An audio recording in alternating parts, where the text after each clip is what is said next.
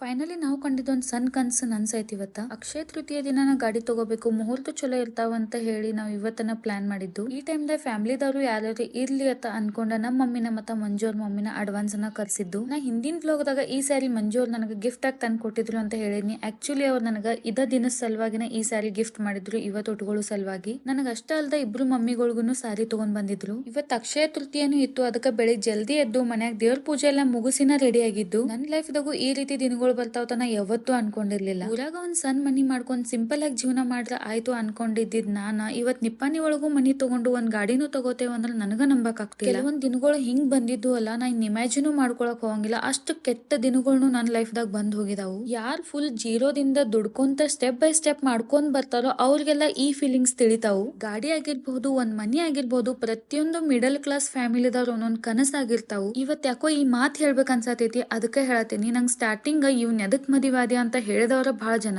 But ಇವತ್ ಅನ್ಸಾತೈತಿ ನನಗ full settle ಆದವ್ನ್ ಮಾಡ್ಕೊಳ್ಳೋದು ಎಕ್ಸೈಟ್ಮೆಂಟ್ ಏನು ಇರಂಗಿಲ್ಲ. ಯಾಕಂದ್ರೆ ಅಲ್ಲಿ ಎಲ್ಲಾ ಇರ್ತೈತಿ. ಮದುವೆ ಆದ್ಮೇಲೆ ಇಬ್ರು ಅಂಡರ್ಸ್ಟ್ಯಾಂಡಿಂಗ್ ಪ್ರಕಾರ ಒಂದೊಂದ ಮಾಡ್ಕೋತ ಹೋಗು ಖುಷಿನ ಬೇರೆ. ನನ್ ಪ್ರಕಾರ ಇದು ಬೆಸ್ಟ್ ಅನಿಸ್ತು. ಈ ಮಾತುಗಳ ಕೆಲವೊಬ್ಬರಿಗೆ ಓವರ್ ಅನ್ಸಿದ್ರೆ ಸಾರಿ, ಬಟ್ ನನಗ ಅನ್ಸಿದ್ನ ಹೇಳಿದೀನಿ. ಫೈನಲಿ ಅಲ್ಲಿ ಹೋದ್ಮೇಲೆ ಡಾಕ್ಯುಮೆಂಟೇಶನ್ ಎಲ್ಲ ಕ್ಲಿಯರ್ ಮಾಡಿ ಗಾಡಿನೂ ತಗೊಂಡು ಪೂಜೆ ಎಲ್ಲ ಮುಗಿಸಿ ಅಲ್ಲೇ ಸಮೀಪ ಇರೋ ಒಂದ್ ಗುಡಿಗೆ ಹೋಗಿ ಆಮೇಲೆ ಮನಿಗ್ ಬಂದ ಪೂಜೆ ಎಲ್ಲ ಮುಗಿಸಿ ನೇಬರ್ಸ್ ದವ್ರಿಗೆಲ್ಲ ಸ್ವೀಟ್ ಕೊಟ್ಟ ಇವತ್ತಿನ ದಿನ ಮುಗಿಸ್ತು. ಈ ವ್ಲಾಗ್ ಹೆಂಗ್ ಅನಿಸ್ತು ಅಂತ ಕಾಮೆಂಟ್ ಮಾಡ್ರಿ. ಮತ್ ಸಿಗ್ತೀನಿ ನೆಕ್ಸ್ಟ್ ವಿಡಿಯೋದಾಗ. ಬಾಯ್ ಬಾಯ್.